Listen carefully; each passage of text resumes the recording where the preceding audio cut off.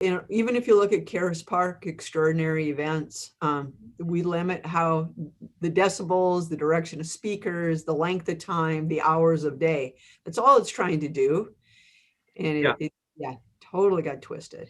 I think I should become, a little bit more familiar with that because of the art park.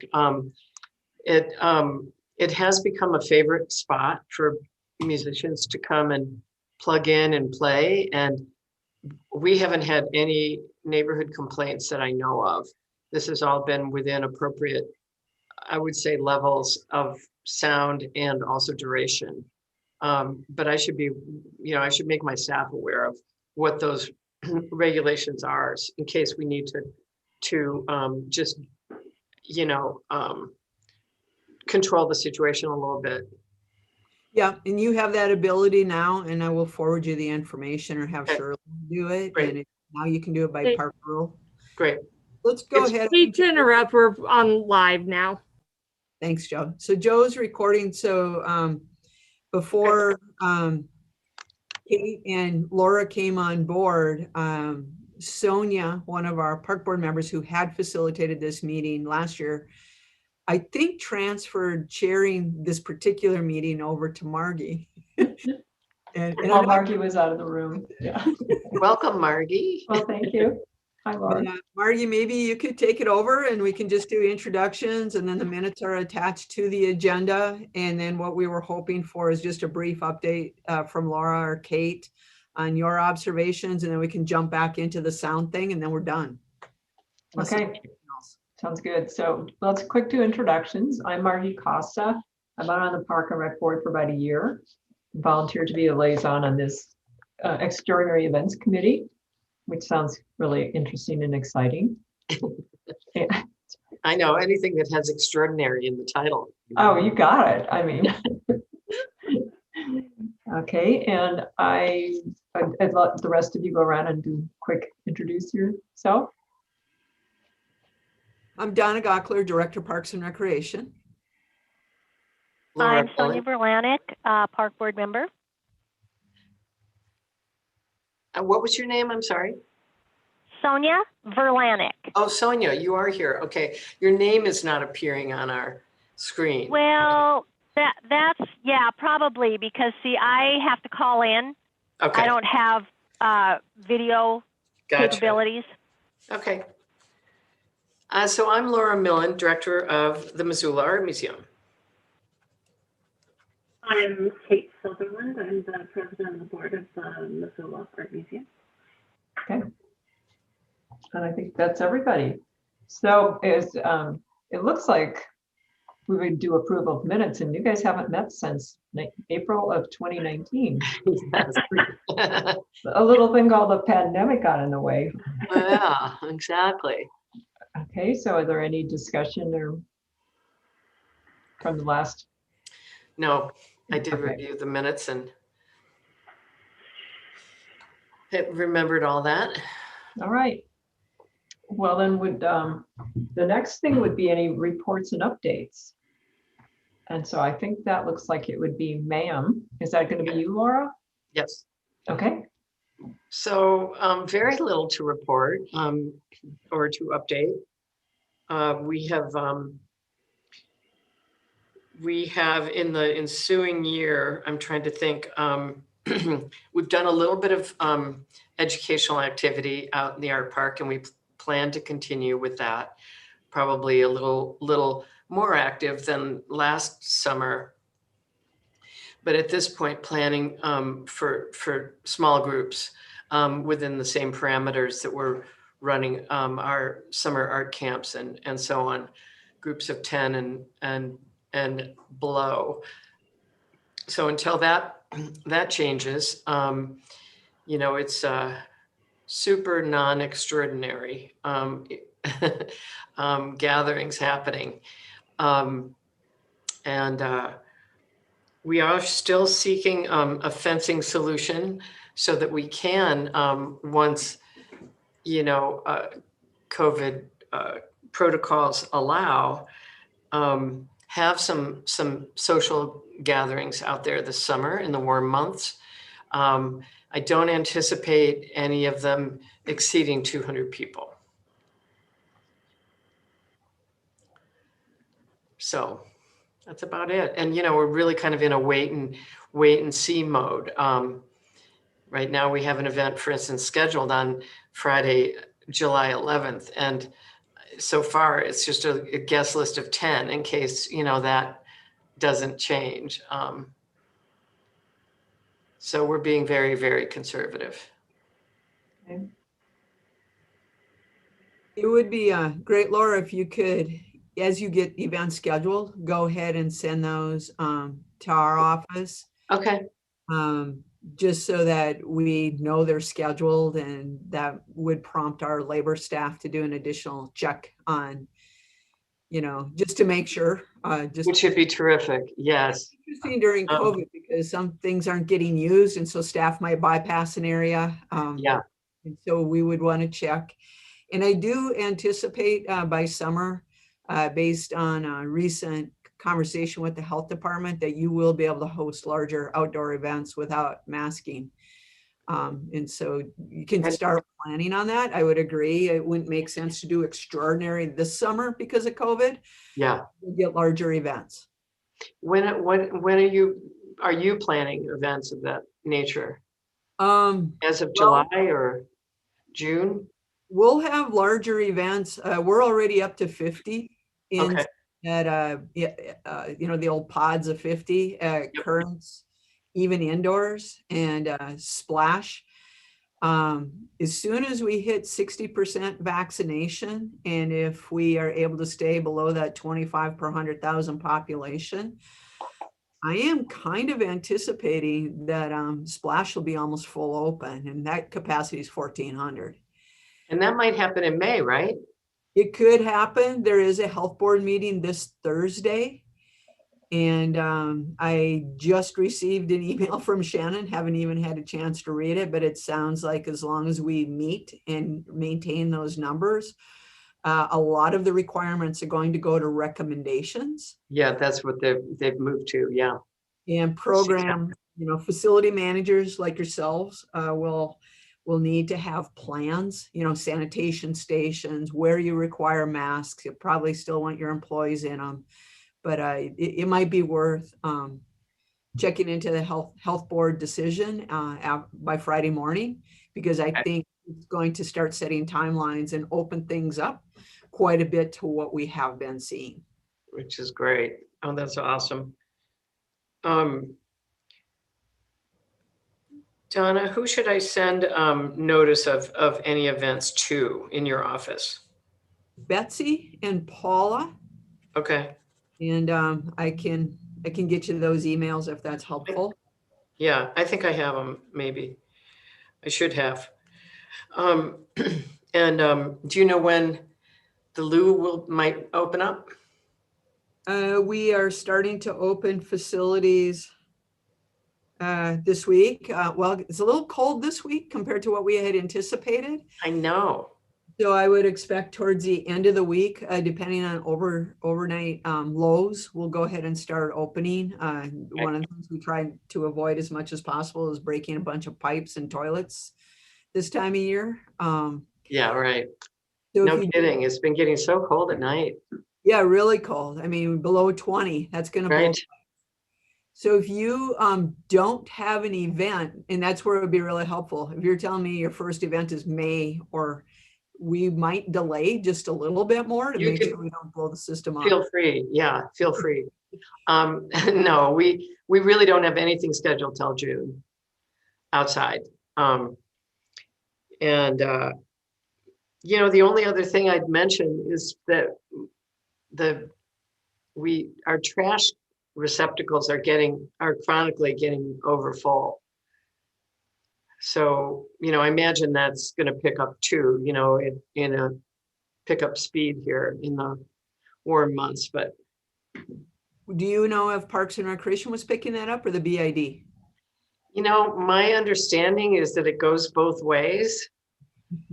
And I'm not, our practice is to call your office when we need service, like when a can's overfull or something. Okay. For schedules, I'm gonna have you email Betsy and Paula, and for service, Yeah. Betsy and Marina. So I will also send you that. Okay, And that is the fastest way for MAP, the Missoula Art Park, to get service. And if you give us schedules, it's the best way to help ensure that we planned to get you service. okay, great. Super helpful, just for this whole group's knowledge. We will have an extraordinary events committee meeting for the Harris Park facilities next month. Oh, We okay, hope to overlap them because they're so much the same other than the size and the numbers. But the policies, the way the documents are set up, they're almost verbatim, except yes, for location and number of humans that it can handle because of the space. We could not figure out a way in eScribe and Sire, which is our public meeting forums, to do overlapping meetings because of the way they're recorded. okay. So Well, that's one thing that I was interested in maybe addressing today, I noticed in the meeting minutes from our last meeting in 19 that Karis was projecting being largely under construction this summer and might be interested in utilizing the art park for kind of overflow activities or some of their stuff. I don't know. Anyway, I wanted to, revisit that with, maybe I should call Linda and just chat with her about that. you can call Linda. So Linda McCarthy, just for everybody, is the director of the Missoula Downtown Association and the BID, and also the primary staff for the partnership. And Kalina Wickman oversees the program and scheduling of Karis Park.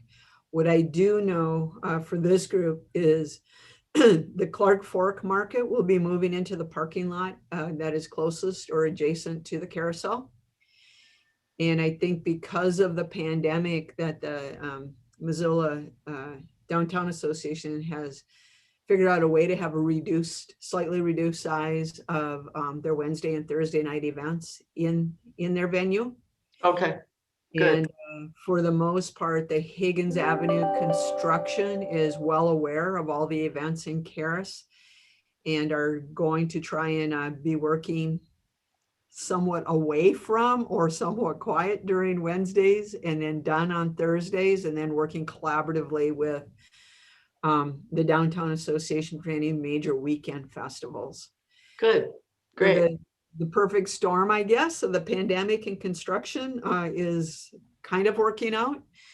And but there may be other events that they would like to forward. So I do think it'd be worth your time contacting Linda. Okay.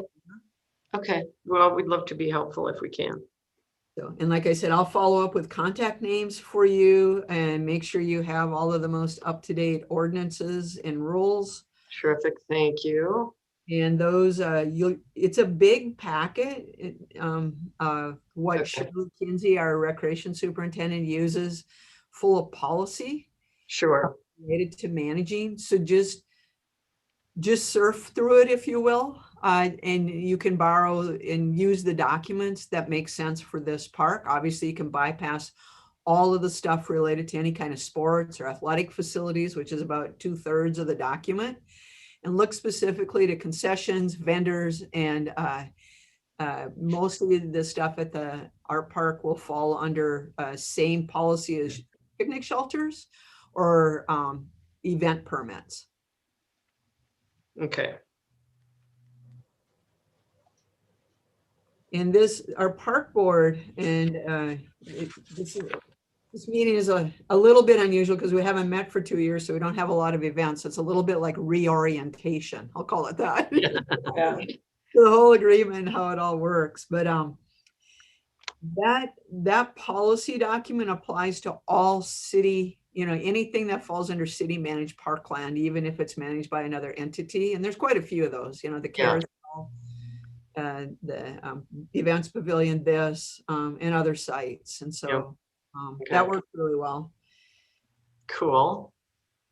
we'll get you that information, and then I'll get you the sound information. And we were kind of in the middle of that when the recording came on. So just for the record, what we had updated all of the park ordinances, and I call them park behavioral things. So it addresses alcohol in parks, noise, behaviors, digging, picking, pulling, removing, breaking, vandalizing, driving, anything humans tend to do in a park, either authorized or not, whether you should or you shouldn't, is generally under MMC 1240, Missoula Municipal Code 1240. And I will forward you that. Those were updated in November 19. And so they're nice and clean. They include everything as an ordinance. We missed the sound amplification in all of our rules. So we're moving all of our rules into ordinances, not because people are bad, but because it is much better to notice somebody for violation of a minor ordinance than to have to trespass them. And that's a whole different issue. And we have had to do that from time to time. It's also, when we do trespass, it tends to be more for a pretty egregious behavior, and we believe it could be harmful to other visitors of that place. So it tends to happen more at the pools, quite honestly. And we want to make sure that those facilities are exceptionally safe for all kinds of reasons, number of children, size of space. And it also works to trespass from those kinds of facilities because we know what they look like. So just like the art museum, it's a lot easier for you to trespass somebody that they have to stay outside the museum than it is to trespass them in the art park. Yeah. And so when you're talking about, hi, Kim. When you are talking about, there's been a lot of impromptu concerts at the Missoula Art Park throughout the pandemic. Yep. Because that's my bike ride home, full disclosure. Okay. And so I have been entertained frequently on my bike ride home by some really great musicians. Yeah. And I don't think there's been complaints because the duration has been relatively short. Yep. And the noise hasn't been super amplified, and it hasn't, and this is the tricky part. I call it noise, but the music has been pleasant as opposed to sounding like noise. Yes. And that's all in the ears of the beholder. But we cannot separate. And that is what we most frequently get. So if somebody was to be at the Missoula Art Park, bring a blowhorn, or, it's so easy to buy an inexpensive mic and speaker these days. Yeah. Or even to plug in. This is the other thing you're seeing on social media is that we shut down places that people can plug in. We do that. It's a CPTED, crime prevention through environmental design, because what we find is those places become pretty major encampments if they provide charging, And and any shelter too. air Yeah. drying. If they fulfill the needs of a bathroom or a kitchen, they will become a bathroom or a kitchen. Yeah. And they're already living rooms, and that's a good thing. But what we want to be aware of is how significant of a setup and how permanent that becomes. That doesn't mean we won't open up access to power or Wi-Fi during waking hours. We do that all the time, but we shut it down for overnight hours in seasonal for all kinds of reasons that we think it's important in meeting the crime prevention through environmental design, because it's not just about design, it's also about maintenance, operations, and enforcement. And the art park was designed with complete attention to CPTED, right down to how the benches would look and can we see through them and what are the planter beds like. And so we need to continue to operate it in those fashions. Yep. So going full circle back to the music thing, different people perceive music as either pleasant or not, or they perceive most often speaking is viewed as not pleasant to my ears. Mm-hmm. because Right. unless it carries my message. What the public often does not understand is we cannot. So right now we're being accused as a Parks and Rec department as being discriminatory. It's something we cannot be, which is the reason for these kinds of ordinances. Yeah, I know. We don't even have a soapbox out there, but you don't need to put a soapbox out for for that to happen. You could see how quickly and easily somebody could set up sort of like one of those karaoke speaker systems and you know, and we all remember you know, different summers with the markets at both ends and the screaming on the corners. Yes. There's little you can do about that. And so No, I in know. parks, we do try and manage that for the sake of the neighbors. Yeah, most often actually the screamers actually aren't amplified. Right? They're doing that on their own full They power. have, yeah, they've got their own pipes, you know, to but you know, the POV team, response team has been awesome with that. Yeah. We have had a screamer here this spring, and but the POV team has helped us every time. Right, and definitely, you know, and that's part of the challenge with the POV and the HOT team and the cities. And the city, yeah. The Missoula Cares response is it's Yep. getting the right response to the right, you know, the behavior in the individual. Mm-hmm. There's the screaming and the messaging that generally burns out within 2 hours because you lose your voice. In your sending a message, and then there's the you know, the mental health concerns Yeah. that individuals experience, different Right. behaviors, and we're trying to send, those are two different responses from the city, Yep. which is a good thing. The city and the community nonprofits. Yeah. Yeah. Okay, good. Well, that's good to review that, and thanks for sending it along. I'll make sure my staff is fully briefed on that, and we'll also try to help control the spin on the